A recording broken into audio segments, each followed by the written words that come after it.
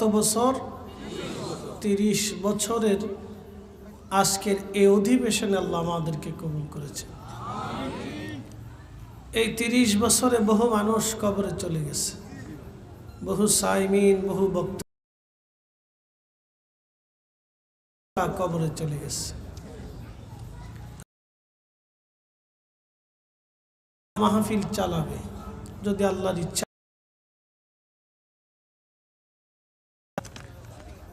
আল্লাহ আজকের এই মাহফিলের সম্মানিত সভাপতি জনাব মোহাম্মদ শাহাবুদ্দিন সাহেব,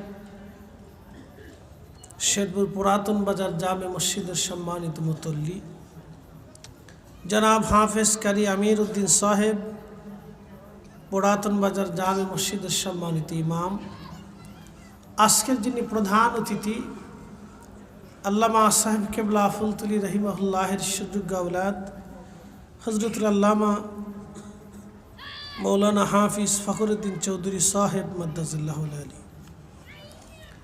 আজকের সম্মানিত আলোচক বৃন্দ, সম্মানিত উলামায়ে আহলে সুন্নাত হজরতুল্লাহ মৌলানা আব্দুল আহাদ জিহাদি সাহেব ফেঞ্জুগঞ্জি, জনাব হজরত মৌলানা আবু হানিফ আনোয়ারি চাঁদপুরি সাহেব, বিশেষ বক্তা জনাব হজরত মৌলানা মুফতি আল-আমিন ইসলাম যুক্তিবাদী সাহেব সহ জনাব মীর জসিমউদ্দিন যুক্তিবাদী, মৌলানা আব্দুর রউফ সাহেব, জনাব মৌলানা আবুল খৈর মাহমুদি সাহেব, জনাব হজরত মৌলানা নুরুল ইসলাম সাহেব সহ সকল আমন্ত্রিত অতিথিবৃন্দ, শেরপুর মুসলিম যুব সংঘের সম্মানিত সদস্যবৃন্দ, স্তরের ব্যবসায়িক ভাইরা, সকলের প্রতি আন্তরিক অভিনন্দন, মোবারকবাদ, শুকরিয়া সে আল্লাহর দরবারে যিনি অসংখ্য মানুষের ভিড়ে 30তম মাহফিলে আল্লাহ আমাদেরকে মঞ্জুর করে আল্লাহ তার বেহেশতের বাগানের ভিতরে বসিয়ে দিলেন। সেই জন্যে আল্লাহর আসমানে আমরা একসাথে সকলে শুকরিয়া করে বলি আলহামদুলিল্লাহ। এই পাশে একটু বাচ্চাদেরকে সহায় দিতে। প্রিয় উপস্থিতি, আমি কোরআন শরীফ থেকে একটা আয়াতে কারিমা তেলাওয়াত করেছি। এই আয়াতের অংশ বিশেষ। আল্লাহ বলেন, ইয়া আইয়ুহাল্লাযীনা আমানু, হে ঈমানদার, তোমরা যারা ঈমান এনেছো, এক আল্লাহতে বিশ্বাস স্থাপন করেছো, আখিরাতে বিশ্বাস করেছো, কবরে বিশ্বাস করেছো, হাসর কায়েম হবে বিশ্বাস করেছো, হিসাব নিকাশ হবে বিশ্বাস করেছো, তোমার নেক এবং গুনাহগুলি ওজন হবে, মিজানের পাল্লা প্রতিষ্ঠিত হবে বিশ্বাস করেছো, হাউজে কাউসার আসবে তুমি বিশ্বাস করেছো, তোমার ডান হাতে বাম হাতে আমল দেওয়া হবে তুমি বিশ্বাস করেছো, পূর্বতন নবী আলাইহিস সালাম মানুষকে দা ইলাল্লাহ হিসেবে হেদায়েতের বাণী সহ আল্লাহর কালাম সহ পৃথিবীতে এসেছিল তুমি বিশ্বাস করেছো, তুমি আমার মুহাম্মদ রাসূলুল্লাহ সাল্লাল্লাহু আলাইহি সাল্লাম কালেমাতে বিশ্বাসী হয়েছো এবং তার উপরে যাহা নাজিল হয়েছে ওয়াল্লাযীনা ইউমিনুনা বিমা উনসিলা ইলাইকা, এই নবীর উপরে যাহা অবতীর্ণ হয়েছে মহাপবিত্র কোরআনের সবটুকুন তুমি বিশ্বাস করেছো, ফেরেশতায় তুমি বিশ্বাসী হয়েছো, কিরামান কাতিবিন ইয়ালামুনা মা তাফআলুন, তুমি যাহা করো না কিরামান কাতিবিন তাহা জানে, লিপিবদ্ধ করে তুমি বিশ্বাস করেছো, তোমার মৃত্যু হবে তুমি বিশ্বাস করেছো, কবরে তোমাকে প্রশ্ন করা হবে মার রাব্বুকা মা দীনুকা মা কুনতা তাকুলু ফি হাক্কি হাদার রাজুল, তুমি বিশ্বাস করেছো। হে বান্দা, বেহেশত দোজখ এটা সৃষ্টিতে আছে, আমি আল্লাহ বিদ্যমান রেখেছি, তুমি বিশ্বাস করেছো। तमाम सृष्टि के पुंखानुपुंखरूपे आमी रब आमी मालिक एक मुहूर्ते एक साथे सब किछुके परिचालना करी। आमी आल्लाहर शुरू एवं शेष नाई, आमी आल्लाहर समस्त काल थेके मुक्त, स्थान थेके मुक्त, ओजन थेके मुक्त, सृष्टि थेके आमी आल्लाह मुक्त। आमी रबेर साथे कोनो तुलना हबे ना, तुमी विश्वास करेছো। हे बान्दा तुमी शोनो, आती अल्लाह, आमी आल्लाहर इत्तेबा करो।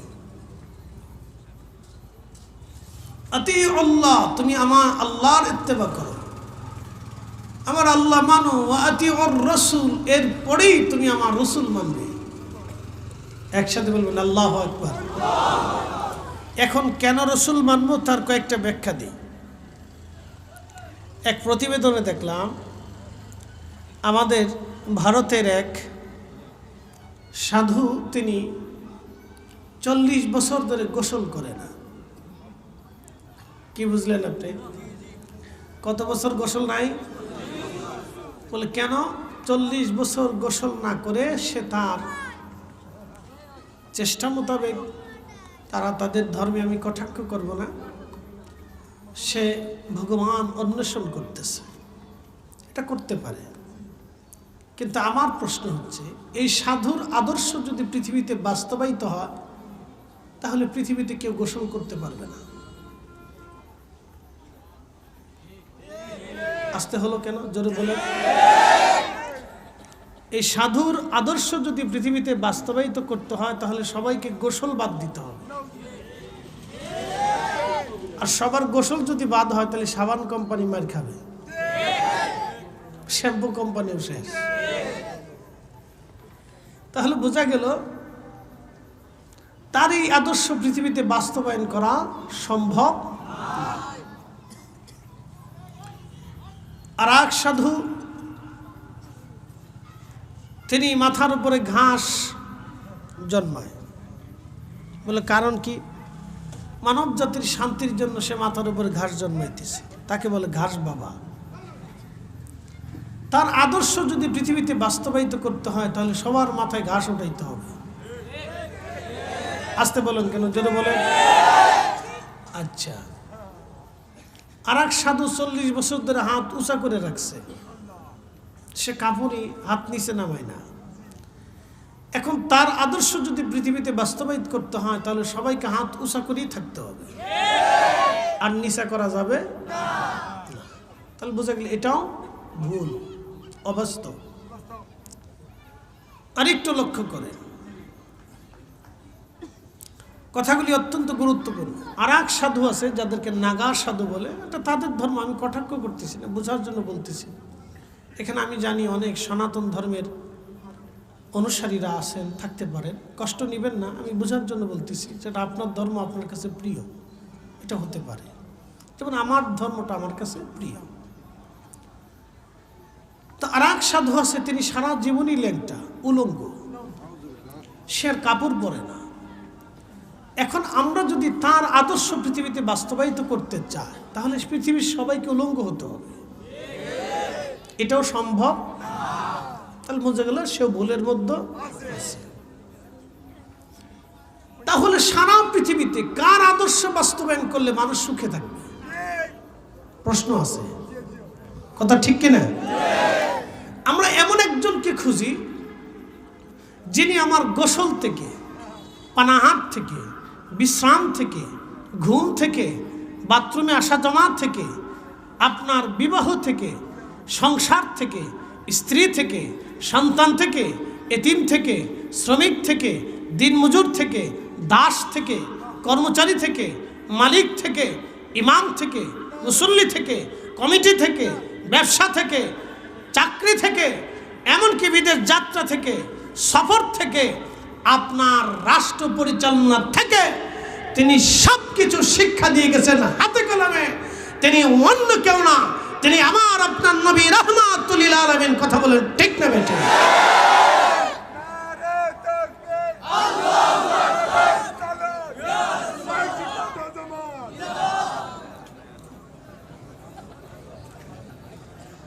ঠিক আছে,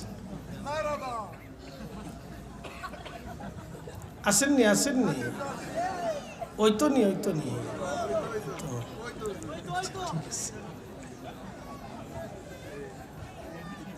শোনেন, পৃথিবীতে কত জাতের মানুষ আল্লাহ বানাইছে।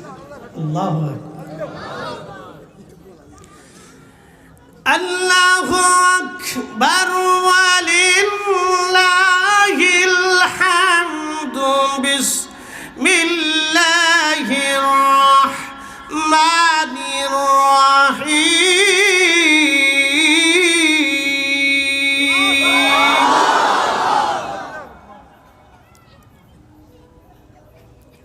আমাদের মুসলিম ধর্মের ভিতরে এক দল আছে, আল্লাহ মাফ করুন, তারা বলে আমরা মারিফত করি।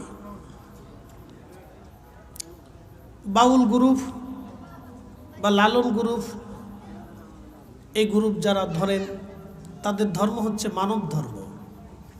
তারা বলে থাকেন নামাজ পড়ে না, রোজা করে না, জিকির আজগার নাই, দোয়া দুরুদ নাই, তারপরে কি করে না করে এটা তাদের গুরুর সামনে তারা সেজদা দেয়, গুরুরে পূজা করে, এটা গুরু পূজা। কথা ঠিক আছে না ভাই? এখন প্রশ্ন, অনেকে দাড়ি রাখে না, মোষ আছে, কোনটা মোষ কোনটা দাড়ি অনেকে কইতেও পারে না, নেশা করে। কি করে?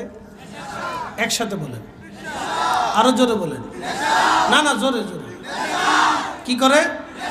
নেশা করে। তাদের আদর্শ যদি পৃথিবীতে বাস্তবায়িত হয়, তাহলে মানুষ ধান লাগানো বাদ দিয়ে গাঁজা লাগাবে। একসাথে বলেন, কথা বলেন, ঠিক কিনা? তার অর্থ হচ্ছে পৃথিবীতে নির্ভেজাল ভাবে যদি কারো আদর্শ বাস্তবায়িত করতে হয়, তিনি রাহমাতুল লিল আলামিন এই রাসূলের আদর্শই বাস্তবায়িত করতে হবে। কথা বলেন, ঠিক না?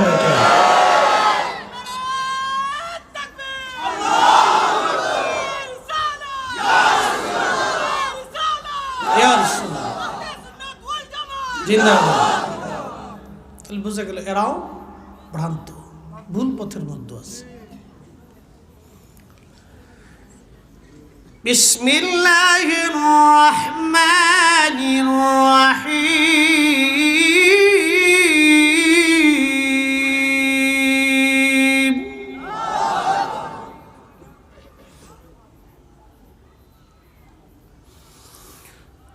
কুল ইন কুনতুম তুহিব্বুনাল্লাহা ফাত্তাবিউনি।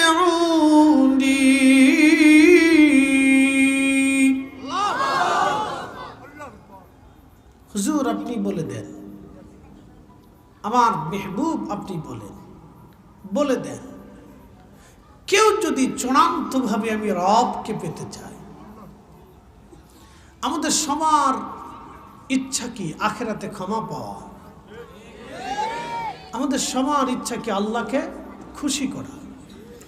আজকের এই শেরপুর মুসলিম যুব সংঘ, এই মুসলিম যুব সংঘ 30 বছর ধরে মাহফিলটা চলমান রেখে দিয়েছে। আল্লাহু আকবার। এটা কিন্তু চারটিখানি কথা না। 30 বছর ধরে এই শেরপুর মুসলিম যুব সংঘ 30 বছর ধরে এই মাহফিলকে চলমান রেখেছে, চারটিখানি কথা না। কেন?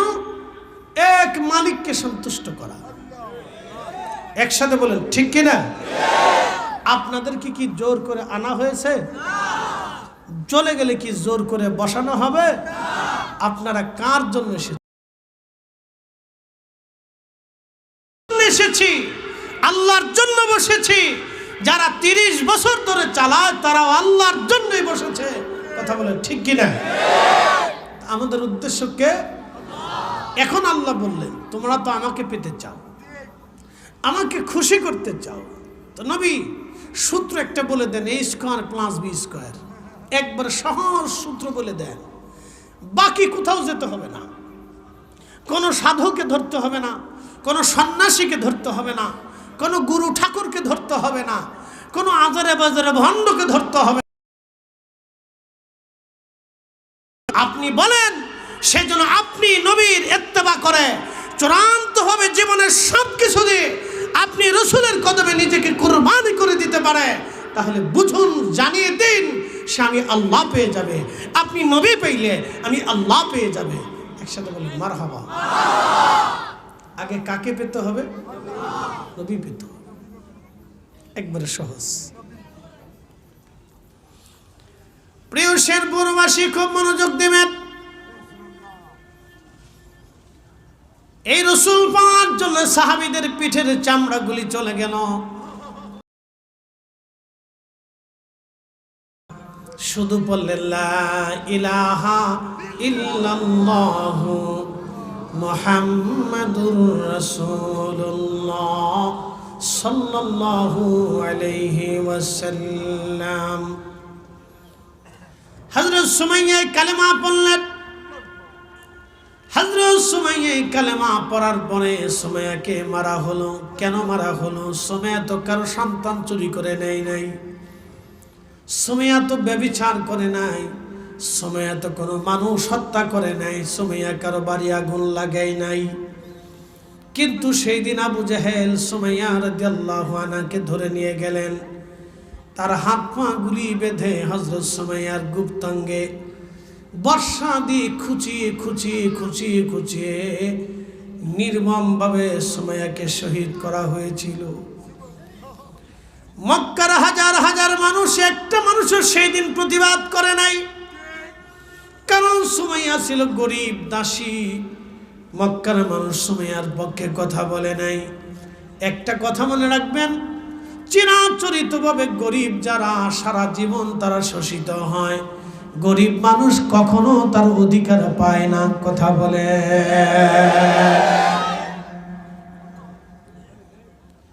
চিরাচরিতভাবে গরিব মানুষ তার অধিকার ফিরে পায় না। গরিবদেরকে চিরাচরিতভাবে শোষণ করা হয়। এই গণতান্ত্রিক দেশেও গরিব মানুষ লাঞ্ছিত হয়। বলে হুজুর কেমন? বাংলার ৬৮,০০০ দেশে, বাংলার ৬৮,০০০ গ্রামের ভিতরে হাজার হাজার সালিশ দরবার, স্বাধীনতার পর থেকে অদ্যাবধি পর্যন্ত সালিশ বিচার হয়েছে।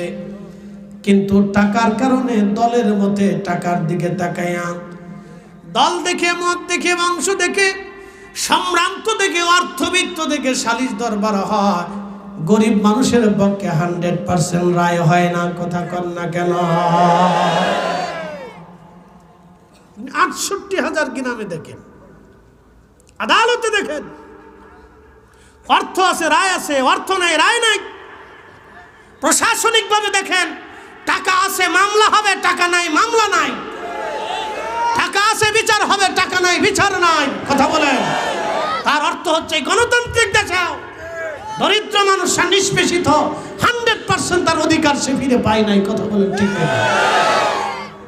1450 বছর আগে যিনি অধিকার দিয়ে গেছেন তিনি রাহমাতুল্লিল রাহমাতুল্লিল, কোনো সন্দেহ নাই।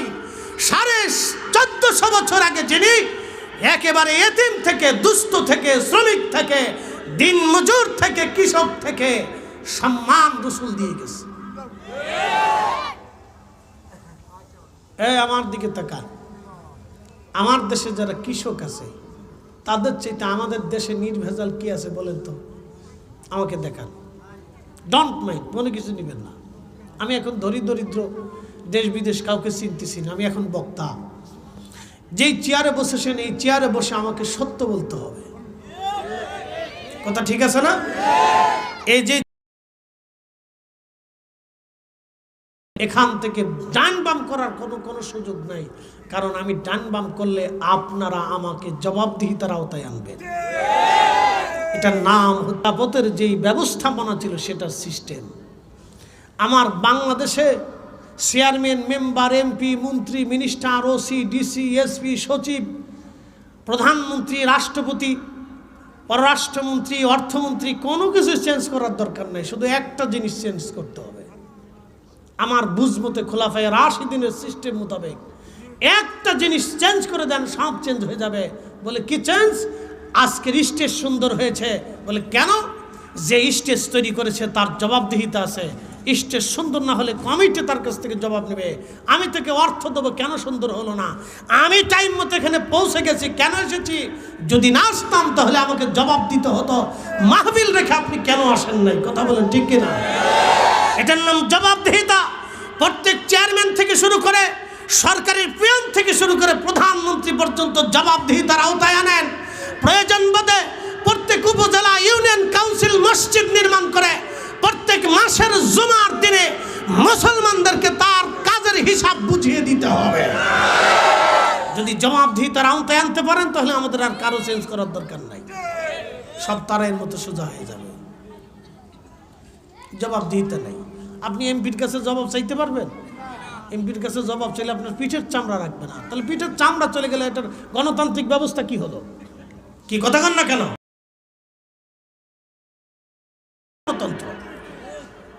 গণতন্ত্রের অর্থ হচ্ছে জনগণের কথা, জনগণের বিষয়, জনগণের অধিকার বাস্তবায়ন করার নাম হচ্ছে গণতন্ত্র। যদি চেয়ারম্যানের সামনে দাঁড়িয়ে কথা বলতে সাহস না করেন, ওসি সাহেব যদি আপনার জবাব দিতে বাধ্য না হয়, তাহলে গণতন্ত্র হলো কি করে?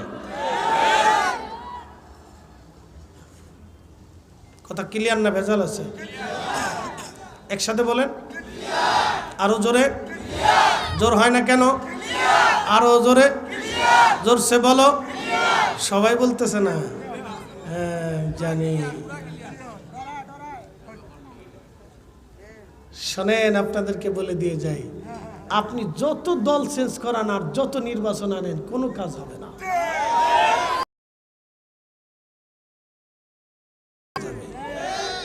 প্রত্যেক জুমার মসজিদে, থানার মসজিদে সে এমপি সাহেব তার এমপির প্রত্যেক 6 মাস পর পর এই 6 মাসে কি আসছে, কি বাজেট হলো, কোথায় কি করছে জবাব দিতে বলেন।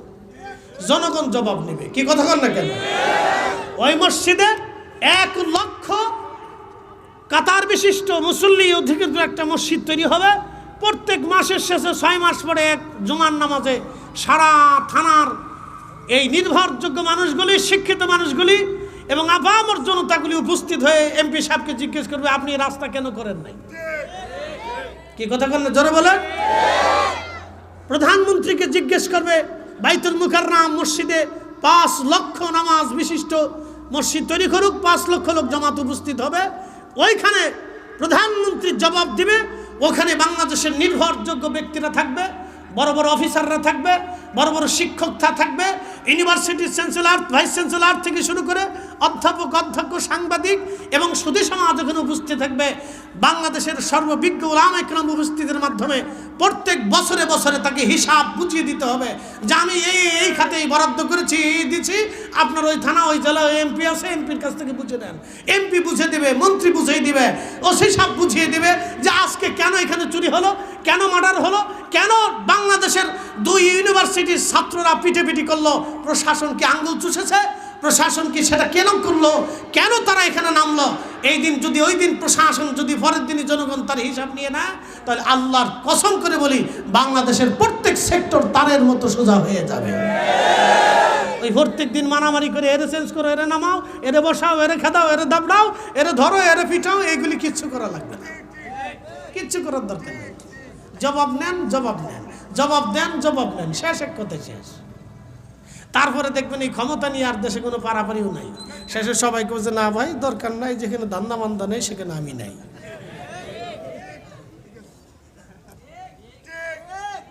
আসতে বলেন।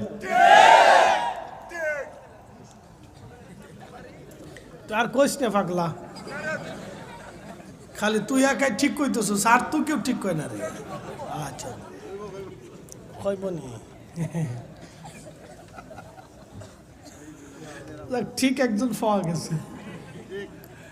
আল্লাহ আমাদের বুঝার তৌফিক দিক, সকলে বলে দেয় আমিন। আল্লাহু আকবার, আল্লাহু আকবার, ওয়ালিল্লাহিল হামদু, বিসমিল্লাহির রাহমানির রাহিম।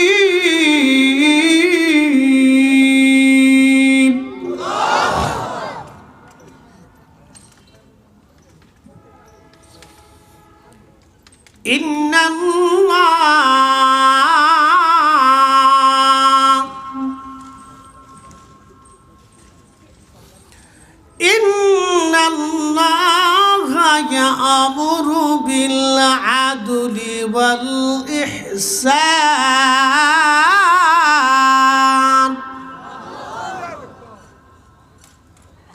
কি চমৎকার আল্লাহর কথা।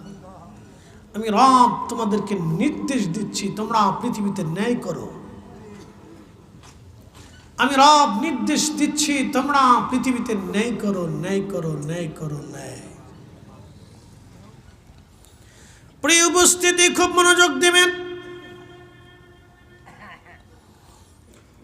খলিফা হযরত ওমর রাদিয়াল্লাহু তাআলা আনহু, তিনার বাড়িতে ঈদের কাপড় কেনার মতো পয়সা নাই।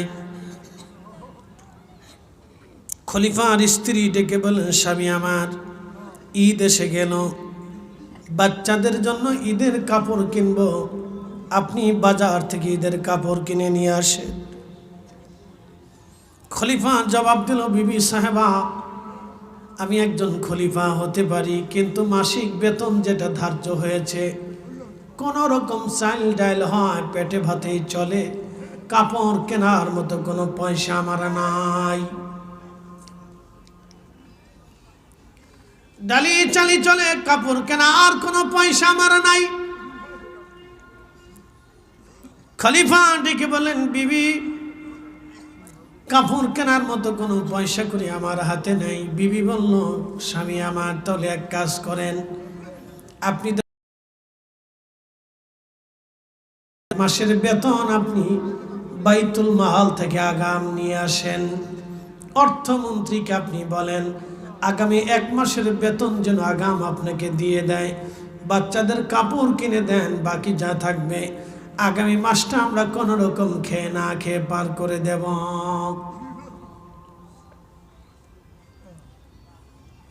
কত বড় মুসলিম বিশ্বের খলিফা! বর্তমানে ইরান, ইরাক, ইয়ামান, ওমান, কাতার, কুয়েত, দুবাই, বাহরাইন, সৌদি আরব, জর্দান, লেবানন, লিবিয়া,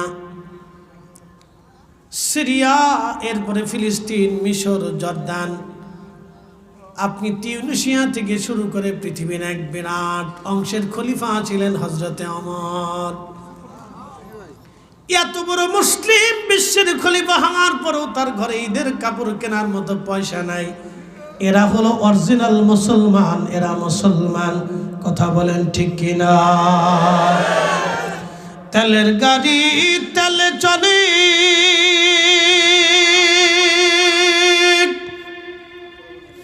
হাওয়ার গাড়ি হাওয়ায় উড়ে,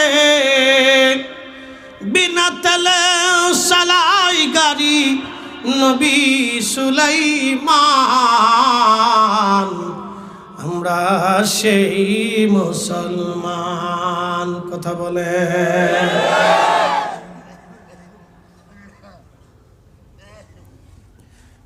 শেরপুরবাসী মনোযোগ দিয়ে শুনে যাবেন।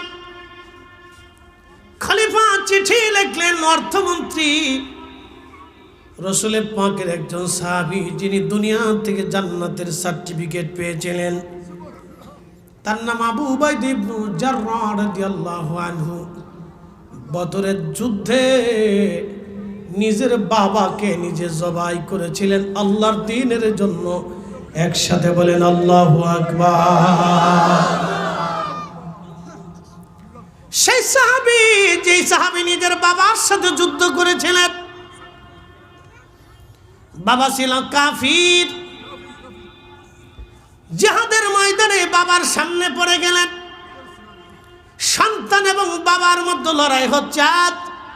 সন্তান কালিমার পক্ষে, বাবা চলে গেলেন শিরকের পক্ষে। সন্তান আমার রাসূলের পক্ষে, বাবা চলে গেলেন প্রতিমার পক্ষে। সন্তান বাবার মধ্যে যুদ্ধ হচ্ছে, দুজন তলোয়ার চালাচ্ছেন। কে হারবে কে জিতবে? রাসূলের সাহাবী আবু উবাইদা রাদিয়াল্লাহু আনহু নিজের বাবাকে হত্যা করলেন, তারপরও কালেমার পক্ষে তলোয়ার চালানো বন্ধ করে দেন নাই। একবার জোরে বলা যাবে কি আল্লাহু আকবার?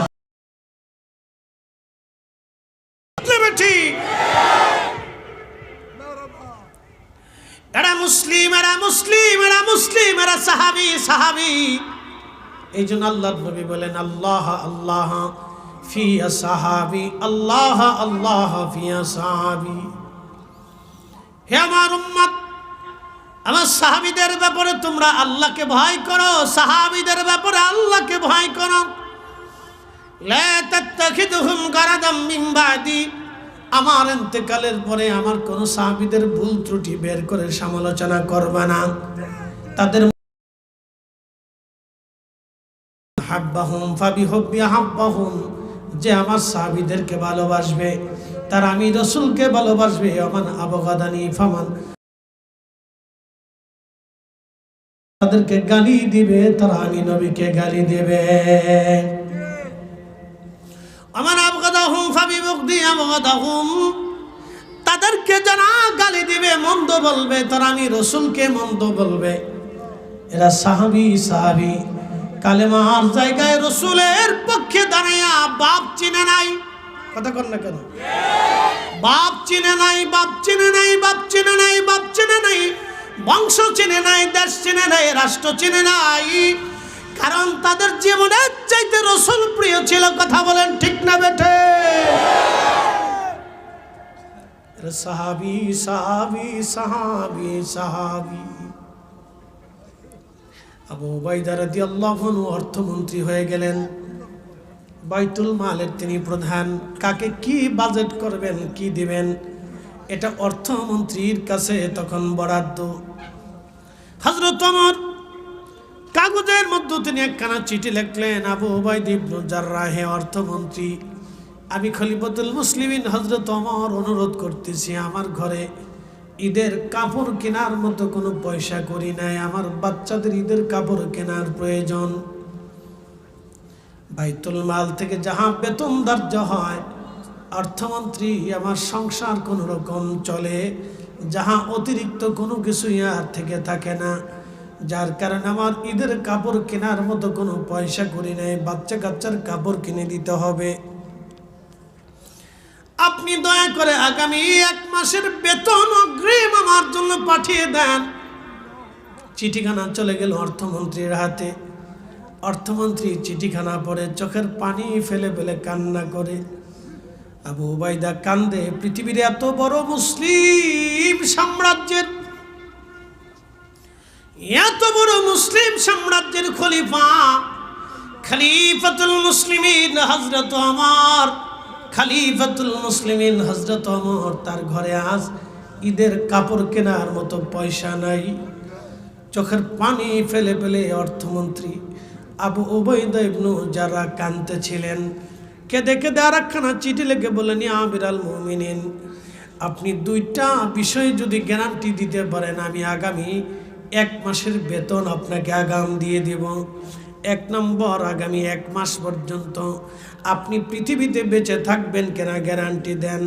2 নম্বর, আপনি গ্যারান্টি দিয়ে দেন আগামী 1 মাস পর্যন্ত মুসলমানরা আপনাকে খলিফার খেলাফতের আসনে রাখবে কিনা। একসাথে বলবেন আল্লাহু আকবার।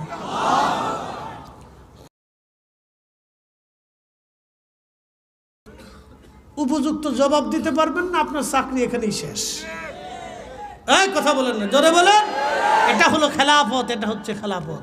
জবাব দিতে পারবেন না, আপনি চাকরি শেষ, আপনি চলে যান। আমাদের আরেকজন প্রয়োজন, যে নীতিবান নিষ্ঠাবান যে হবে, সে প্রধানমন্ত্রী হবে, সে রাষ্ট্রপতি হবে। আপনার জবাব দিতে পারেন না, আপনি চলে যান, আপনি এক্ষুনি পদত্যাগ করেন, শেষ। কি কথা কন না কেন? ক্লিয়ার? ঝামেলা নেই তো। আপনারা নামানোর জন্য ফারাফারি জিদিলি গুতাগুতি কিলে কিলিয়া তো আন্দোলন ফান্দোলন, মানুষ মরবে কেন?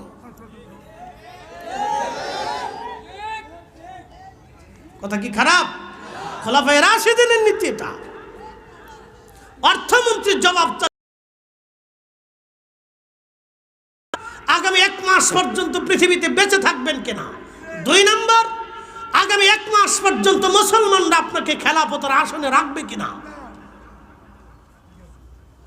যদি 100% পিওর এবং শিওর গণতান্ত্রিক জনগণের অধিকার দেখতে হয়, তাহলে খোলাফায়ে রাশিদিনের দিকে তাকাইতে হবে। হযরত আবু বকর, ওমর, উসমান, আলী, এই 4 জনের মতো পৃথিবীতে 100% জনগণের অধিকার কেউ আদায় করে দেখাই দিতে পারে নাই। কথা বলেন ঠিক না বেঠিক? এটার নাম ইসলাম। আল্লাহ রাসূল বলেন, ফাআলাইকুম বিসুন্নতি, তোমরা আমার সুন্নাহকে মানো, ওয়া সুন্নাতিল খুলাফায়ে রাশিদিন আল মাহদিন, তোমরা খোলাফায়ে রাশিদিনের আদর্শকে মেনে চলো। আল্লাহু আকবার। আরো জোরে বলেন, আরো জোরে। একদল আছে হামখালি নামাজ 8 টাকা কেমনে তারাবি বানাবে চিন্তা করে। ছোট লোক চিন্তা করে না যে আমার দেশের বহু মুসলমান নামাজই পড়ে না। কি কথা কন না কেন? আমার দেশের বহু মুসলমান তারাবি পড়ে না, ওর এই চিন্তা নাই। ওর চিন্তা হলো 8 টাকা কেমনে বানাইতে হবে। শতান কোথাকার, তোরে আল্লাহ এই টেন্ডার দিয়ে দুনিয়াতে পাঠাইছে না। এই টেন্ডার দিয়ে বাংলা হযরত ওমর 20 টাকার তারাবি চালু করে গিয়েছিল। আজকে উনি যদি জিন্দা থাকতেন তো তোমাদের পিঠের চামড়া একটারও থাকতো না।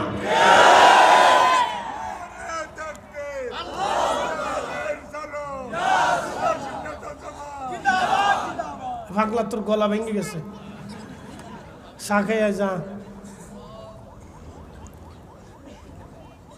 না। ঠিক আছে, আল্লাহ মানুষের চেহারা দেখেন, আল্লাহ কাল দেখে। আল্লাহ কালা ধলা ছোট বড় জ্ঞানী গুণী খেয়ে মাটির মধ্যে ঘুমাইছে, আল্লাহ ওটা দেখতো না। কে আলিশান প্রাসাদে ঘুমিয়েছে, আল্লাহ এটা দেখতো না। কার কণ্ঠ সুন্দর, আল্লাহ এটা দেখবে না। কার বুলন্দ আওয়াজ, এটা দেখবে না। কার অনেক বড় স্বাস্থ্য, এটা দেখবে না। আল্লাহ দেখবে আত্মা। কাল কি বলে, কথা কি বলে, কথা কর না কেন? আল্লাহর বক্তব্য দেহের সাথে না, আল্লাহর বক্তব্য নাফসের সাথে। ইয়া রাব্বিকে রাদিয়াতাম মারদিয়া, ফিরে আসো, ফিরে আসো, ফিরে আসো। প্রিয় শেরপুরের মুসলমান, খুব মনোযোগ দিবেন বন্ধু, মনোযোগ দিয়ে কথাগুলি শুনবেন। হযরত ওমর রাদিয়াল্লাহু আনহুর কাছে চিঠি পাঠাইলেন আবু উবাইদা ইবনে জাররাহ, খলিফাতুল মুসলিমিন। দুইটা বিষয়ের জবাব আপনি দিয়ে দেন। এক নাম্বার প্রশ্ন, আপনি 1 মাস পর্যন্ত পৃথিবীতে বেঁচে থাকবেন কিনা গ্যারান্টি দেন। 2 নাম্বার, 1 মাস পর্যন্ত মুসলমানরা আপনার এই চাকরিতে রাখবে কিনা। আল্লাহু আকবার, জোরে বলেন, আরো জোরে। এটা মুসলমান, এরা কি? জোরে বলেন, মুসলিম। তারা সাহাবী, সাহাবী, সাহাবী। এই জন্য আমি আগেই বলেছি যে সাধু ল্যাংটা যদি তার আদর্শ পৃথিবীতে বাস্তবায়িত করতে হয় তাহলে সবাইকে ল্যাংটা থাকতে হবে। পশ্চিমাদের আদর্শ যদি বাস্তবায়ন করতে হয় তাহলে নারী পুরুষ, কার বউ কার সাথে, কার মেয়ে কার সাথে ঘুরবে, এই পৃথিবীতে এই অশ্লীল অন্যায় চলতে থাকবে। পশ্চিমাদের এই সংস্কৃতি আমাদেরকে মুক্তি দিতে পারে নাই। যদি পারতো তাহলে আমেরিকাতে আগুন লাগার পরে তারা চুরি করতো না। তাহলে বোঝা গেল যে আমার বাংলাদেশের চাইতে বড় চোর ওই জায়গায় আছে। যে আমার বাংলাদেশের মানুষ যাই হোক, চুরি আগুন মাগুন লাগলেও চিন্তা করে আরে মানুষ বাঁচাইতে হবে। কথা ঠিক আছে না ভাই? আমাদের বাংলাদেশের মানুষ খাক আর না খাক, মানবতা যত হোক কম হোক বেশি হোক এখনো বেঁচে আছে। কিন্তু চিন্তা করে এত বড় আগুন লাগার পরে এত চুরি করতে গেছে, তাহলে কত বড় চোর। তাহলে বোঝা গেলে হল আন্তর্জাতিক খ্যাতি সম্পন্ন চোর। 23 চোর, চোরের ঘরে চোর, 14 গোষ্ঠী চোর। এত বড় চোর। ওরা ইরাকে চুরি করছে, ওরা আফগানে চুরি করছে, ওরা পৃথিবীর বিভিন্ন ভূখণ্ডে চুরি করে করে করে করে আজকে ওরা পৃথিবীর বড় বড় বড় বড় শাসক প্রশাসক হইয়া লাটসাপ হয়ে বসে রয়েছে। ওরা সারা দুনিয়া চুরি করে। কি কথা কর না কেন? বোঝা গেল ওরা সারা দুনিয়া চুরি করে। শুধু ওই দেশে চুরি করছে তা কিন্তু না, সারা ওয়ার্ল্ডে ওরা চুরি করে। ওরা ডলারিং সিস্টেম করে সারা পৃথিবী থেকে চুরি করে দেয়, সারা ওয়ার্ল্ড থেকে চুরি করে ওরা। ওদের ডলার না হলে আপনি ব্যবসা করতে পারবেন না, বিদেশ ঘুরতে পারবেন না। কে কারণটা কি? ওদের ডলার দিয়ে আমার বিদেশ ঘুরতে হবে। আমার দেশের টাকা কি মানে কি বাথরুমের নাকি? তা আমার দেশের টাকা দিয়ে আমি ঘুরতে পারবো না, কারণটা কি? তার ডলার দিয়ে সারা পৃথিবীতে ব্যবসা করতে হবে, তার ডলার দিয়ে আমার দেশের লেনদেন হতে হবে। আমার দেশের ডলার রিজার্ভ না থাকলে, আমার দেশের হাজার হাজার কোটি টাকা থাকলেও কাজ হবে না। তার দেশের ডলার আমার দেশে থাকতে হবে। এগুলো হচ্ছে ডলার বাণিজ্য। এগুলি ডলার দিয়ে তারা আমার দেশ থেকে সারা পৃথিবী থেকে টাকা চুরি করে। কি কথা কন না কেন? অর্থনীতিকে তাদের নিয়ন্ত্রণের ভিতরে রাখে। বুঝতে পারছেন? এগুলো কৌশল। অর্থনীতিকে তাদের নিয়ন্ত্রণের মধ্যে রাখে যে তোরা আমার কথা মানবি না, তাহলে আমার ডলার তোর অবরোধ দিয়ে দিব, তোর সাথে পৃথিবীর কেউ ডলারে বাণিজ্য করবে না, তুই অর্থনৈতিকভাবে মুক্ত পড়ে যাবি। এগুলি হচ্ছে তাদের অর্থনৈতিক এক ধরনের সন্ত্রাস। আল্লাহ আমাদের এই সন্ত্রাস থেকে হেফাজত করুন। সকলে বলে না আমিন। হাসতে হাসতে আজকে আপনাদেরকে কঠিন সত্য কথা বলে দিয়েছি। জীবনে আমেরিকা ঢুকতে পারবো কিনা জানি না। এই ভিডিও দেখলে আমরা ঢুকতে দেবে না। হ্যাঁ দেবে না, অবশ্যই দেবে না। এই ভিডিও দেখার পর ওরা আমাকে জীবনও ঢুকতে দেবে না। না, এটা ঢুকতে দেওয়া যাবে না। পাগলাকে ঢুকা লাগবে না। আমি আমেরিকা দিয়ে ছাতা কিতা করতাম, যেইভাবে আগুন লাগছে আগামী 50 বছর পরে আমেরিকা থেকে মানুষ পলাবে। হ্যাঁ হবে, কারণ মুসলমানদের চোখের পানি, মজলুমের চোখের পানি, এটা বৃথা যায় না, যায় না, যায় না, যায় না। ওরা ইরাকে 4 লক্ষ মানুষের জীবন কেড়েছে, আফগানিস্তানে কেড়ে নিয়েছে, আমার ফিলিস্তিনি ভাই বোনদের প্রতিনিয়ত জোড়া জীবন কেড়ে নিয়েছে। চোখের পানি বৃথা যাবে না, কথা বলেন ঠিক কিনা? মজলুমের চোখের পানি বৃথা যাবে যাবে না, কখনোই যাবে না। হ্যাঁ হ্যাঁ, যারা আমেরিকা আছেন টিকিট রেডি রেখেন বাংলাদেশে আসার লেগে, বাড়িটাটি এদিকে বানাই রাখেন যাতে ওদিক থেকে চলে আসতে পারেন।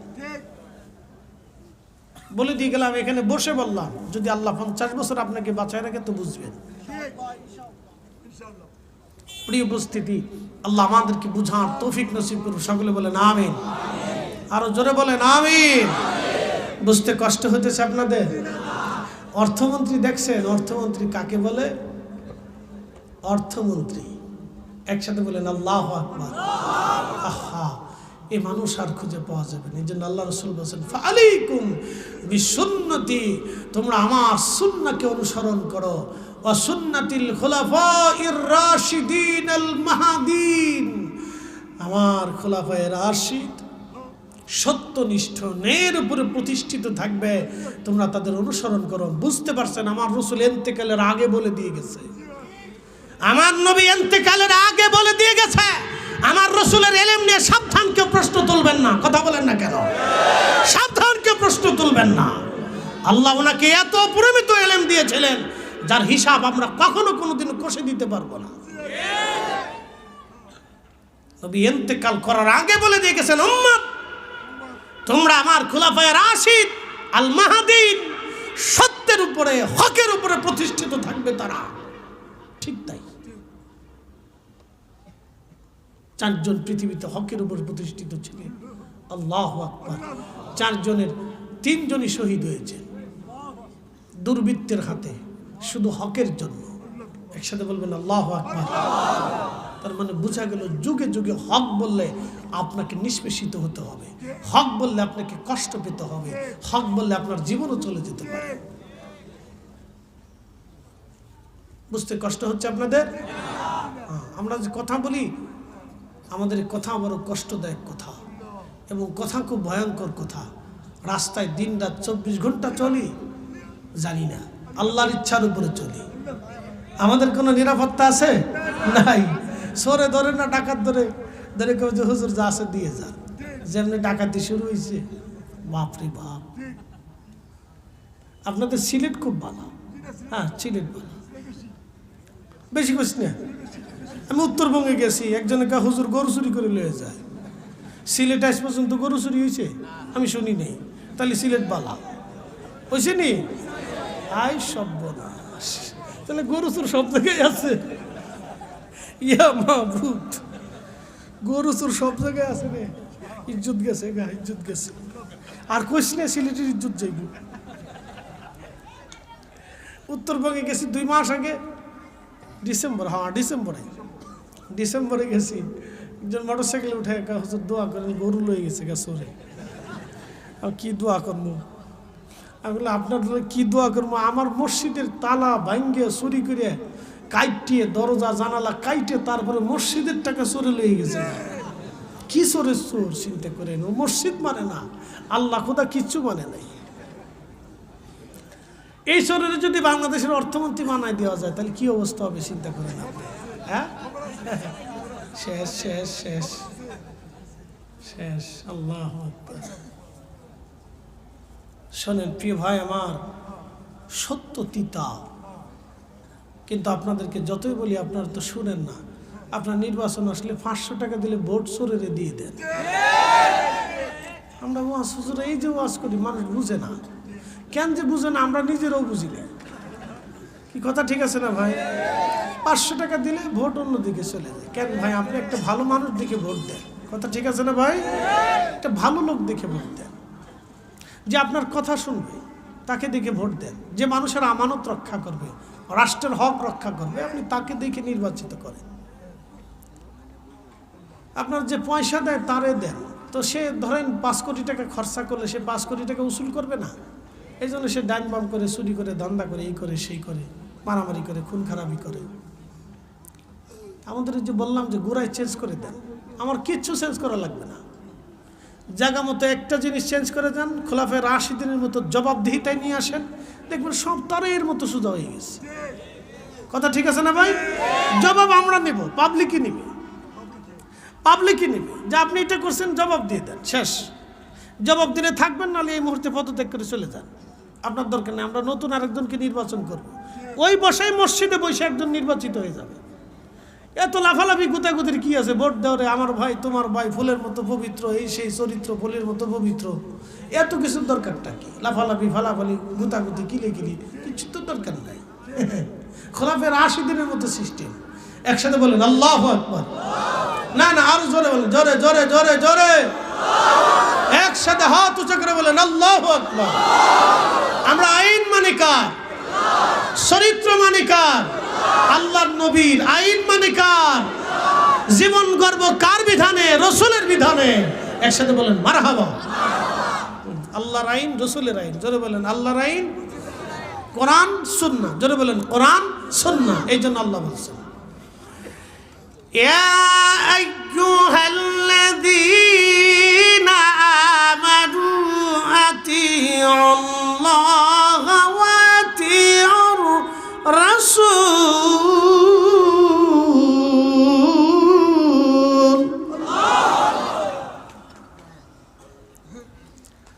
প্রিয় শেরপুরবাসী, হযরত আবু উবাইদা ইবনে জাররাহ রাদিয়াল্লাহু আনহু তিনি চিঠিখানা পাঠিয়ে দিলেন মুসলিম মিল্লাতের খলিফা ওমরের হাতে। চিঠিখানা পড়ে হযরত ওমর চোখের পানি ফেলে ফেলে কাঁদে। সাহাবীরা ভাবলেন ওমর বুঝি মন খারাপ করেছে। হযরত ওমর ডাক দিয়ে বলেন, সাহাবীরা রে, মন বেজার হয় নাই, বরং আমি খুশি হয়ে কাঁদি। খুশির আতিশয্যে কাঁদি এই জন্য যে মুসলমানদের রাষ্ট্রীয় পর্যায়ে যত সময় পর্যন্ত এমন আমানতদার মুসলমান থাকবে, রাষ্ট্রের প্রশাসকগণ যখন এরকম আমানতদার থাকবে, ততদিন পর্যন্ত আমার মুসলমান কারো সামনে মাথা নত করবে না। আমার মুসলমানদের শির উঁচু হয়ে থাকবে। আর রাষ্ট্রের প্রশাসকগণ যখন দুর্নীতি পরায়ণ হবে, তখন তামাম পৃথিবীর মুসলমানদের মাথা নত হয়ে যাবে। আমি হক কথা বলতেছি, একবারে বাস্তব থেকে বলতেছি, সাহাবায়ে কেরামের আদলের জীবন থেকে বলতেছি। বুঝে যাওয়া জরুরি। মুহতারাম, ফিরে যাব কার কাছে? একসাথে বলেন কার কাছে? এই মুসলিম শেরপুর মুসলিম যুব সংঘ 30 বছর ধরে তারা এই প্রোগ্রামটা রাখছে। কেন রাখছে? মানুষ এই হক কথাগুলি বোঝানোর জন্য। কথা ঠিক আছে না ভাই? এই সত্যগুলি বোঝানোর জন্য তারা 30 বছর ধরে এটাকে চলমান রাখছে। তাদের অনেক কষ্টের অর্থ, ত্যাগের ফসল এটা। বাংলাদেশে বহু মাহফিল আছে, যুব সমাজ কম আছে। আল্লাহু আকবার। একসাথে বলেন আমরা ফিরে চলে যাব আমার রবের কাছে, আল্লাহর কাছে ফিরে চলে যাব। মনে রাখবেন, ফিরে চলে যাওয়ার পরে অবশ্যই জবাবদিহিতা আছে।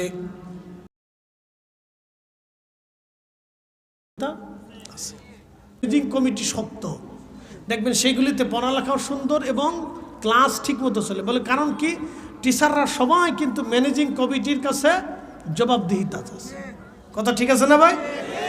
আমাদের দেশে রাতারাতি পণ্যের দাম বাড়ে। কেন বাড়ে জানেন? জবাবদিহিতা নাই তো। রাতারাতি বাড়ে, হঠাৎ করে পণ্যের দাম বেড়ে গেল। মাঝে মধ্যে ডিমের দাম বাড়ে। আচ্ছা বলেন, কি ডিমের দাম কি জন্য বাড়ে? কি বাড়ে? যে আমরা ডিম পারবো না, তোরা মানুষেরা ডিম পেটে খা। তাহলে হঠাৎ করে ডিমের দাম চড়া কেন হলো? তার মানে বোঝা গেল এর ভিতরে কোনো কারসাজি আছে। কথা ঠিক আছে কিনা?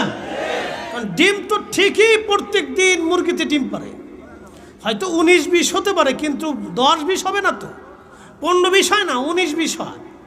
যে হয়তো 100 মুরগিতে এই 5টা মুরগি ডিম বাদ দিছে, আর তো 95টা মুরগিতে ডিম পারে। তাহলে ডিমের দাম কেন বাড়বে? হঠাৎ করে ডিমের দাম কেন বাড়ে? বাড়ে কি জন্য? এই জন্যই বাড়ে যে এই যে জবাবদিহিতা কঠোর হস্তে নেই। কে জবাব নেবে? যে জবাব নিতে চায় তার কাছে ওই টেবিলের নিচ দিয়ে মালটুস মেরে দেয়। টেবিলের নিচ দিয়ে মালটুস মেরে দেওয়ার পরে সে কয় আচ্ছা ঠিক আছে, দেখতেছি আমরা পর্যবেক্ষণ করতেছি পর্যবেক্ষণ করতে করতে 7 দিন শেষ। এদিক দিয়ে ডিমালার কোটি কোটি টাকা পকেটে চলে গেছে। আমরা বুঝি না, আমরা সব বুঝি, কিন্তু বুঝছেও কিছু বলার উপায় নাই, কারণ জবাবদিহিতার আওতার ভিতরে নাই। তো একটা ব্যবসায়িক সমিতি আছে, সব সমিতি এক জায়গায় বসবে। জুমার দিনে মসজিদে আইসা সব উপস্থিত হলো শেরপুর সেন্ট্রাল মসজিদে। জনগণ আইসা বললো কি ব্যাপার, এই আমাদের পণ্যের দাম কেন? তখন তারা জবাব দেবে আমরা দাম বাড়াই না, দাম বাড়াইছে কেন্দ্র থেকে বাইতুল মুকাররম জবাব দেবে কি ব্যাপার জনগণের দাম বাড়লো কেন? তো ব্যবসায়িক সমিতি বলবে যে দাম কেন বাড়ছে। তখন পিটান শুরু। পাবলিকই পিটাইব, সরকারের পুলিশের পিটানোর তো দরকার নাই। পাবলিকই ধরে বাটান চালান দিয়ে দিলে বা সোজা হয়ে যাবে। 2-4 দিন বাটান চালান দিলে মনে করেন যে চিন্তা করবো যে না আমার তো জুমার দিন জবাব দিতে হবে, তো প্যারা আছে, আর এই ঝামেলার ভিতরে যাওয়া যাবে না। জবাবদিহিতা নাই। খোলাফায়ে রাশিদিনের মতো জবাবদিহিতার আওতায় নিয়ে আসেন, দেশ এমনি সুন্দর হয়ে যাবে। আমরা পাগড়িওয়ালাদের দেশ শাসন করা লাগবে না, ওই কি প্যান্টওয়ালা শার্টওয়ালাই শাসন করতে পারবে। কি কথা কন না কেন? আপনার হুজুরকে শাসন করা লাগবে না, তো আমরার দরকার নাই। মসজিদের ইমাম সাহেব লাগবে না, ওই মুতল্লি পারবে। ওই স্কুল কলেজ পণ্যওয়ালা সেই পেরে যাবে, অসুবিধা নাই। খালি জবাবের আওতার ভিতরে নিয়ে আসে, জবাবের আওতায় নিয়ে আসে, তো সবাই পারবে। এ মুসলমান হাজিরিন, আমরা ফিরে চলে যাব রব্বে কারীমের দরবারে। কেন সুমাইয়া রাদিয়াল্লাহু আনহা জীবন দিলেন? কেন হযরত ইয়াসার রাদিয়াল্লাহু আনহু জীবন দিলেন? কেন খাব্বাব রাদিয়াল্লাহু আনহুর পিঠের গোশত চলে গেল? কারণ কি? কোন কারণে চলে গেল? ও মুসলমান, খুব মনোযোগ দিয়ে কথাগুলি শুনবেন। হযরত সুমাইয়া রাদিয়াল্লাহু আনহু, তিনাকে হত্যা করা হলো, ওনার অপরাধ শুধু একটা, উনি মুসলমান। কেন? লা ইলাহা ইল্লাল্লাহ বিশ্বাসী হয়ে গেলেন। লা ইলাহা ইল্লাল্লাহ মানে কি? লা ইলাহা ইল্লাল্লাহর অর্থ হলো আল্লাহর দেওয়া যত বিধান আছে সব কিছু নিজের জীবনে বাস্তবায়ন করার নাম হচ্ছে লা ইলাহা ইল্লাল্লাহ, মেনে নেওয়া। কথা বলেন ঠিক কিনা?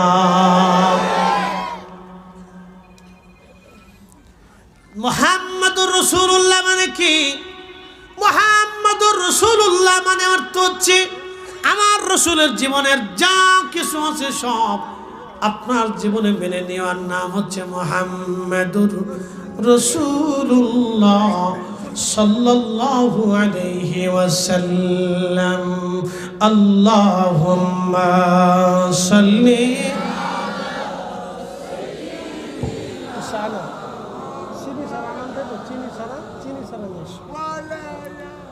ওয়ালা আলি সাইয়্যিদিনা।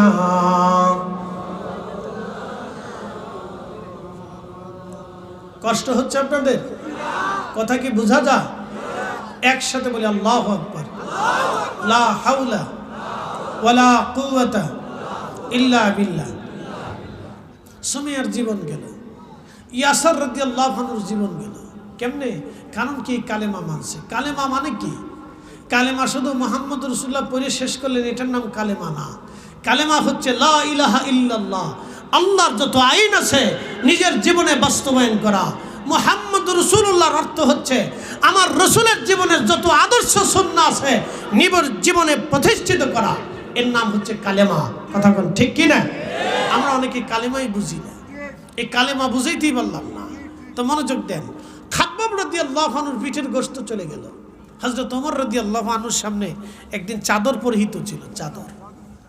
তো চাদর গায়ে দিয়েছিল, কোনো সঙ্গত কারণে চাদর সরানোর পরে হযরত ওমর দেখেন তার পিঠের মধ্যে জায়গায় জায়গায় গোশত নাই, জায়গা থেকে গোশত উঠা, সাদা সাদা ফেতফেতে হয়ে গেছে। মনে হচ্ছে যে সে সেতি রোগী, এরকম বসন্তের রোগী। তা হযরত ওমর জিজ্ঞেস করলেন, খাব্বাব তোমার কি কখনো বসন্ত হয়েছিল? তোমার পিঠের মধ্যে এত বড় বড় জায়গায় জায়গায় গোশত নাই, গোশত উঠে চলে গেছে। হযরত খাব্বাব রাদিয়াল্লাহু আনহু বললেন, আমিরুল মুমিনিন, এটা আমার বসন্ত কোনোদিন হয় নাই, এসব কালেমার বদলা। বলে কি হয়েছিল বলো তো? বলতেছি, আমিরুল মুমিনিন, আমি ছিলাম কামার। কামার তো চিনেন, লোহা দিয়ে অস্ত্রপাতি বানায়। তো বলতেছে আমিরুল মুমিনিন আমি কামার ছিলাম, লোহা দিয়ে অস্ত্রপাতি বানাইতাম। তো এই যে কয়লাগুলি আগুন জ্বালায় বা আগুনের তাঁ দেওয়ার পরে এই কয়লাগুলি কি হয়ে যায়, আঙ্গার হয়ে যায়। আঙ্গার মানে আমাদের ভাষা বলে আঙ্গার, মানে আগুনে রূপান্তরিত হয়। এই কয়লাগুলি আগুনে রূপান্তরিত হয়, কয়লা আঙ্গার হয়ে গেল। হযরতে খাব্বাব রাদিয়াল্লাহু আনহু বলেন, আমিরুল মুমিনিন এই কালেমার বদলা ছেলেটা আমিরুল মুমিনিন কয়লার মতো আগুন কয়লা হয়ে গেল, কয়লাগুলি আগুন হয়ে গেল। আমি মুসলমান হয়েছি, কাফেরের দল এসে হঠাৎ করে আমার হাত পা গুলি তারা বেঁধে ফেলল। আমার হাত পা বাঁধার পরে আমিরুল মুমিনিন ওই কয়লার আগুনগুলি তারা মাটির মধ্যে বিছাইয়া আমাকে চিৎ করে শোয়াইয়া কয়লার উপরে পাথর চাপা দিয়ে ধরে রাখত। কয়লাগুলি পিঠের মধ্যে একেবারে চামড়া পুড়ে পুড়ে পুড়ে পুড়ে রক্ত বের হয়ে চামড়ায় কয়লাগুলি ঠান্ডা হয়ে যাইত। ওই কয়লাগুলি ছুটাইয়া তারা আবার আগুন আঙ্গার বানাইত। জোর কয়লাগুলি আগুনের ভিতরে দিয়ে আগুন বানাইয়া আবার কয়লাগুলি আগুনের উপরে মাটির উপরে বিছাইয়া আমাকে চিৎ করে কয়লার উপরে শোয়াইয়া আমার বুক এবং হাত পার উপরে পাথর চাপা দিয়ে চেপে ধরে রাখত। শুধু একটাই কথা ছিল, খাব্বাব কালেমা ছেড়ে দাও, জীবন ফিরে পাবে। আমি শুধু বলতাম কাফেররা জীবন চলে যাবে কিন্তু কালেমা যাবে না, জীবন চলে যাবে কালেমা যাবে না। নবী বলতেন সাহাবীরা রে তোমাদেরকে কেটে কেটে কেটে কেটে টুকরা টুকরা যদি করা হয় তারপরেও তোমরা আল্লাহর সাথে শিরিক করবে না, আল্লাহর সাথে শিরিক করবে না। কেটে কেটে কেটে কেটে যদি টুকরা টুকরা করা হয় তাহলে তোমরা আল্লাহর সাথে শিরিক করবে না, আল্লাহর সাথে শিরিক করবে না, আল্লাহর সাথে শিরিক করবে না। কেটে কেটে টুকরা টুকরা করলো তোমরা আল্লাহর সাথে শিরিক করবে না। সাহাবীরা আল্লাহর সাথে শিরিক করবে না, আল্লাহর সাথে শিরিক করবে না। এই জন্য সাহাবীদের জীবন চলে গেলেও তারা আল্লাহর সাথে শিরিক করতো না। একবার জোরে বলা যাবে কি আল্লাহু আকবার। তেলের গাড়ি তেলে চলে, হাওয়ার গাড়ি হাওয়ায় উড়ে, বিনা তেলে চালাই গাড়ি নবী সুলাইমান। আমরা সেই মুসলমান, কথা বলেন ঠিক কিনা? আমরা সেই মুসলমান কিন্তু মসজিদে জুতা চুরি করি, গরু চুরি করি, ছাগল চুরি করি। আমরা মুসলমান। আপনাদেরকে আজকে একটা কথা বলে দিয়ে যাই, জবাব দিবেন। আপনি নামাজে দাঁড়িয়েছেন, চিন্তা করলেন ফরিদি হুজুরের ওয়াজ বালা, তো আজকের নামাজ ছাড়তাম না। তো আমার মতো একটা ফাগরি মাথায় দিয়ে সুন্দর করে জুব্বা গায়ে দিয়ে আতর গোলাপ লাগাইয়া যায় নামাজ বিছে মসজিদের মধ্যে সারা রাত নামাজ পড়ছেন, কিন্তু অজু নাই, নামাজ হইতো নি? হইতো না, নামাজ হবে না। অজুবিহীন যেমন নামাজ হয় না, হালাল খাদ্যবিহীন ওই রকম ইবাদত কবুল হয় না। সামনে রোজা আসতেছে, কেউ চিন্তা করলো খুব চমৎকার রোজা রাখবো, সারা মাসই রোজা রাখবো। তেহাতে কি করলো, রমজান মাসে ইফতারির সময় শুয়োরের গোশত দিয়ে বিরিয়ানি রান্না করে তারপর ইফতার করলো। রোজা হবে কেন? সে তো রোজা রাখছে, হইব না কেন? কি হারাম? জোরে বলেন, কিসের গোশত? কিসের গোশত? শুয়োরের গোশত হারাম দেখে এটা দিয়ে ইফতার করলে যদি রোজা না হয়, সুদ আর ঘুষের আর অন্যায় করা টাকা, অন্যের অর্থ মেরে দেওয়ার টাকা দিয়ে ইফতার করলে ইফতার হয় না, রোজা হয় না। আমি 3.5 ঘন্টার ওয়াজ 3 মিনিটে শেষ করে দিছি। সিলেস না পাগলা, তোর জালাত আছি, পরে একবারে পররাষ্ট্র মন্ত্রণালয়ে পাঠানোর দরকার। তো খুব মনোযোগ দিয়ে, এটা একবারে চিরসত্য। শুয়োরের গোশত খাইয়া ইফতার করলে যেমন রোজা হয় না, তো ঠিক অন্যায় করা অর্থ দিয়ে খেজুর কিনে খাইয়া ইফতার করলেও একটা রোজাও হবে না। নামাজে দাঁড়াইলে নামাজও। সহিহ মুসলিম একটা হাদিস আসছে, আল্লাহ রসুল বলেন, উম্মত, একজন মুসাফির সে কঠিন মরুভূমির ভিতর দিয়ে সফর করতেছে। তো মরুভূমির মাঝখানে ক্ষুধার্ত তৃষ্ণার্ত অবস্থায় সে আল্লাহর কাছে বলতেছে, ইয়া রব, ইয়া রব, ইয়া রব, ইয়া রব, ইয়া রব, ইয়া রব বলে কাঁদতেছে। আল্লাহর নবী বললেন, তার পোশাক হারাম, তার পানীয় হারাম, তার খাদ্য হারাম। সাহাবীরা, বলো তার দোয়া কি করে কবুল হবে? বলো সাহাবীরা, তার দোয়া কি করে কবুল হবে? তার সব কিছুই হারাম। তো প্রিয় ভাই আমার, আমি আপনাদেরকে হাজার ওয়াজের এক ওয়াজ করে দিয়েছি। ইবাদত কবুলের শর্ত হচ্ছে হালাল খাবার। এই জন্য আমি বলেছিলাম আমার দেশের কৃষক সেরা, বলে কারণ কি? আমার দেশের দিন মজুর সেরা, আমার দেশের এই শ্রমিক সেরা, আমার দেশের অল্প আয়ের লোকটা সেরা। বলে কারণ কি? সারাদিন পরিশ্রম করে 500 টাকা রুজি করে। আমার কৃষক সারাদিন মাঠের মধ্যে খেটেও কৃষকগিরি করে অর্থ উপার্জন করে। আমার দেশের কৃষক সেরা। এই জন্য কবি লিখেছিলেন, সব সাধকের বড় সাধক আমার দেশের চাষা। ও ভাই, আমার দেশের চাষা। এই কৃষক যদি ফসল না ফলাইতো তাহলে এত মোষের মোষের খাবার আমাদের নসিব হতো না। এই কৃষক যদি মরিচের ক্ষেতের ভিতরে পুড়ে পুড়ে গরমের ভিতরে মরিচের ক্ষেতে কাজ না করতো, মরিচের ক্ষেতে কাজ করে দেখছেন কোনোদিন? করেন না, আমি করছি। মরিচের ক্ষেতে কাজ করলে কি হয় জানেন? মরিচের ক্ষেতে কাজ করলে প্রচণ্ড গরমে ঘামের সাথে মরিচের ঝাঁজ শরীরে লাগে, শরীর পুড়তে থাকে। বুঝতে পারছেন? মরিচের ক্ষেতে কাজ করে দেখেন।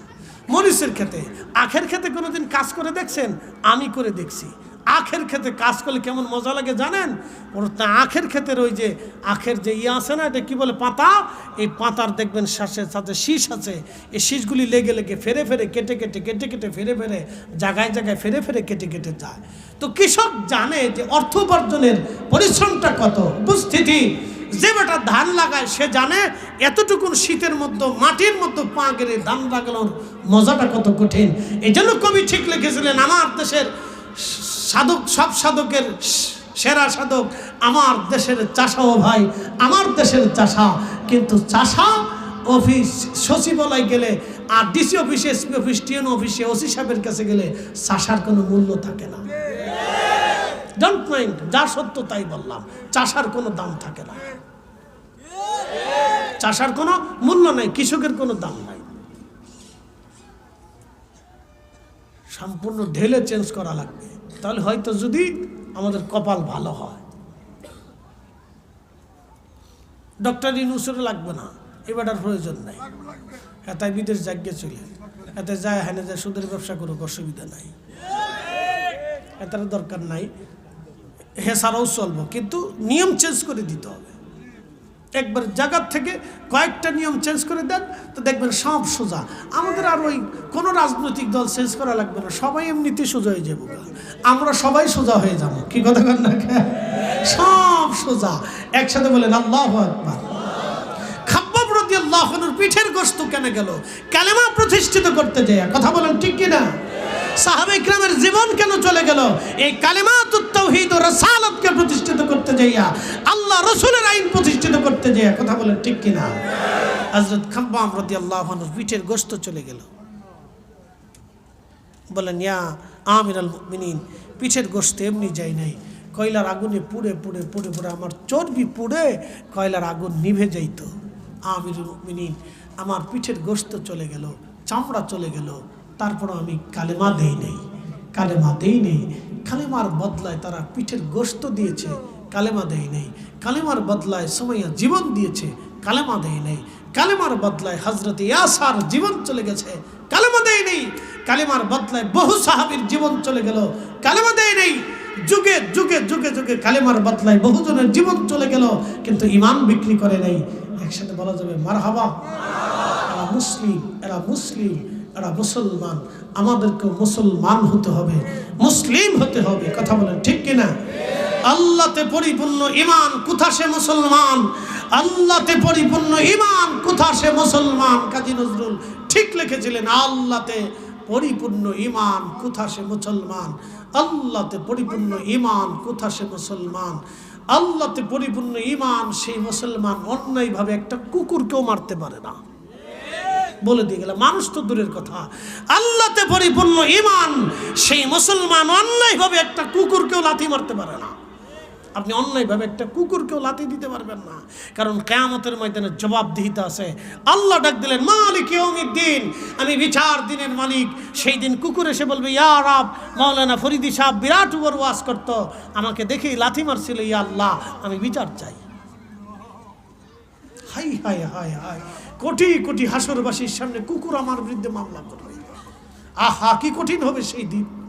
বিড়াল আমার বিরুদ্ধে মামলা করবে, একটা গরু আমার বিরুদ্ধে মামলা করবে, ইয়া রাব আমি তার বাড়ির গরু ছিলাম, আমাকে অন্যায়ভাবে পিটিয়েছিল। হা হা কি হবে সেই দিন, আমার কি ভয়ঙ্কর পরিণত হবে সেই দিন। ইয়া রাব সেই দিন কত কঠিন হবে। সেই দিন একটা প্রাণী আমার বিরুদ্ধে মামলা করবে।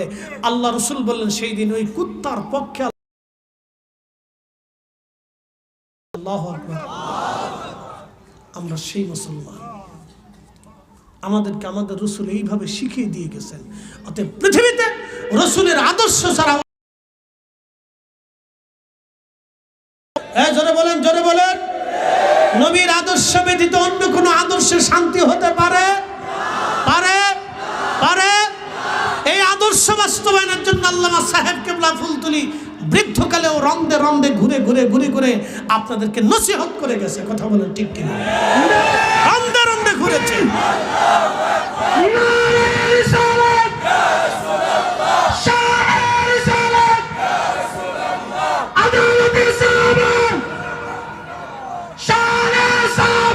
জিন্দাবাদ জিন্দাবাদ জিন্দাবাদ। শেরপুর মুসলিম যুব সংঘ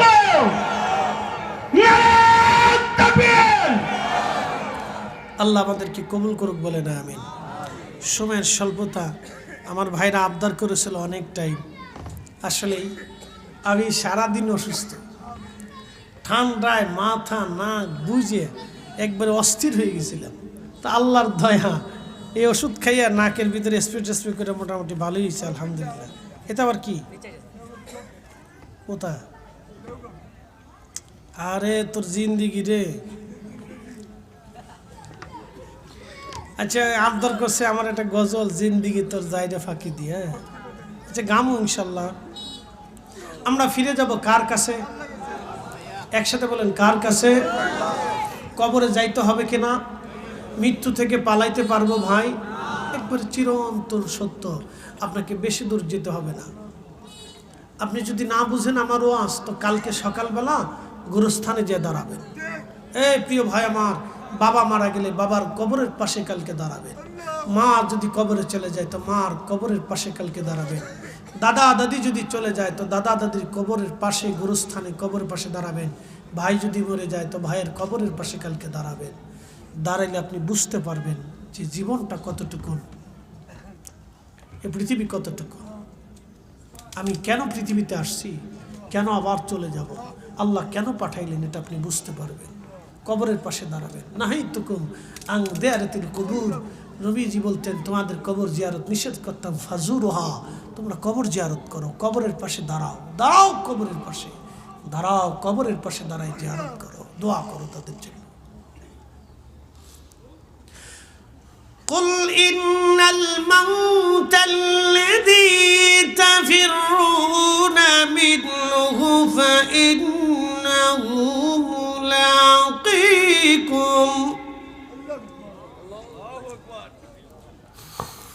ثم تردون إلى عالم الغيب والشهادة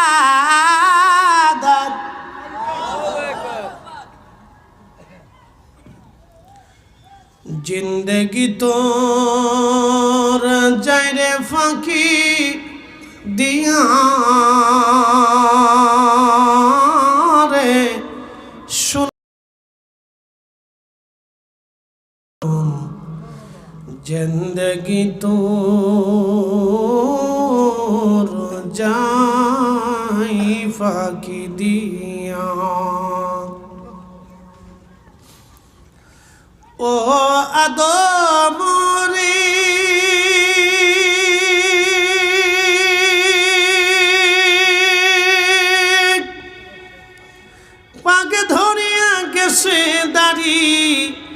দন্ত মাসে গুটাচারি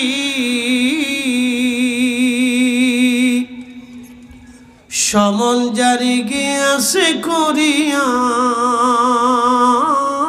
রে সোনার জিন্দেগি তোর যাই ফাঁকি দিয়া।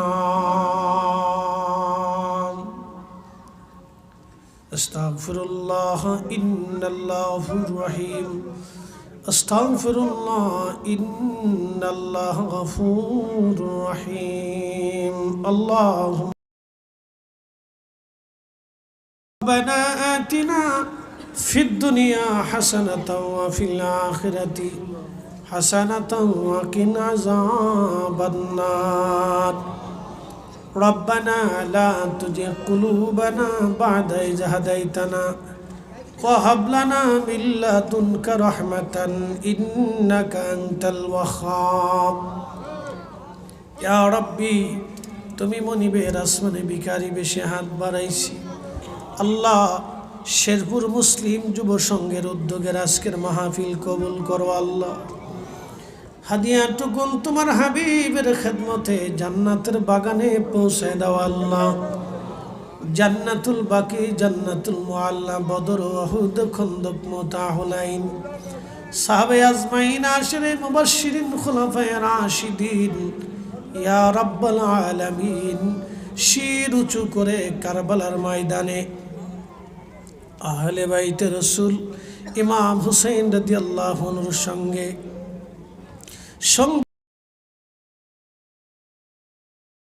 সকল শহীদদের হুজুরে হাদিয়া পৌঁছায় দাও। কাদরিয়া, চিশতিয়া, নকশবন্দিয়া, মুজাদ্দিদিয়া, হানাফি, শাফি, মালিকি, হাম্বলি, উলামা, ফুদালা, নুজাবা, আল্লাহ 360 আউলিয়ার পূর্ণভূমিতে হযরতে শাহজালালী আমিনী মুজাররিদি সহ কত ওলিগণ ঘুমায় গেল। তোমার ওলি আল্লামা সাহেব কেবলা ফুলতুলি রহমাতুল্লাহ আলাইহির খেদমতে দয়া করে হাদিয়া পৌঁছে দাও আল্লাহ। আমাদের কারো বাবা নাই রে, কারো মা নাই আল্লাহ। মুসলিম যুব সংঘে 30 বছর ধরে মাহফিল চলমান। এই 30 বছরে কত মানুষ কবরে চলে গেছে আল্লাহ। এই শেরপুরের কত ব্যবসায়িক ভাইরা কবরে চলে গেল, স্ট্যান্ডের কত শ্রমিক ভাইরা কবরে চলে গেল আল্লাহ। কত জনগণ এই কবরের বাসিন্দা হয়ে নাই, বাবা নাই। এই রজব মাসের উসিলায় বাবা মার কবরগুলি জান্নাতের বাগান বানায় দাও আল্লাহ। আমরা জানি মাহে রমজান আসার আগে কত মানুষ কবরে চলে যাবে আল্লাহ। মাহে রমজানের হক না আদায় করাইয়া, রোজা না রাখাইয়া কবরে ডাক দিও না গো আল্লাহ। মাহে রমজানের হক না আদায় করাইয়া আল্লাহ, রোজা না রাখাইয়া, গুনাহ মাফ না করাইয়া কবরে ডাক দিও না আল্লাহ। নবী বলেছি, তোমার রসুলের প্রশংসা সারা জীবন গাইতেছি আল্লাহ। না দেখে ভালোবেসে বলেছি ইয়া রাব্বি, তোমার রসুল না দেখাইয়া কবরে ডাক দিও না গো আল্লাহ। তোমার রসুল না দেখাইয়া কবরে ডাক দিও না গো আল্লাহ। আহলে সুন্নাত ওয়াল জামাতকে কিয়ামত পর্যন্ত কবুল করো আল্লাহ। মুসলিম যুব সংঘকে কবুল করো আল্লাহ। বংশ পরস্পরে মাহফিল খানা চলমান রাখো আল্লাহ। প্রত্যেক বছরের জন্য কবুল রাখো আল্লাহ। অর্থ দিয়ে, বিত্ত দিয়ে যারা সাহায্য করলো তাদের বাড়ি ঘরগুলি রহমত দিয়ে দয়া করে ভরিয়ে দাও আল্লাহ। আলহামদুলিল্লাহি রাব্বিল আলামিন, আসসালাতু ওয়াসসালামু আলা রাসূলিহিল কারীম। সাকারাতের বিছানা, মৌতের যন্ত্রণা শুরু হয়ে যাবে। মাসর পেটে রাখিয়া আমরা রেডি করবা গো দয়া আল্লাহ। কবরে রাখি আল্লাহ, মাফ করছনি। কঠিন ওই সাকারাতে আমাদের জবানে জারি করা মধুর কালেমা লা ইলাহা রাসূলুল্লাহ সাল্লাল্লাহু আলাইহি ওয়াসাল্লাম। আসসালামু আলাইকুম ওয়া রাহমাতুল্লাহ। সম্মানিত উপস্থিতি, আমরা হযরতের কাছ থেকে অত্যন্ত গুরুত্বপূর্ণ আলোচনা শুনতেছিলাম। প্রিয় উপস্থিতি।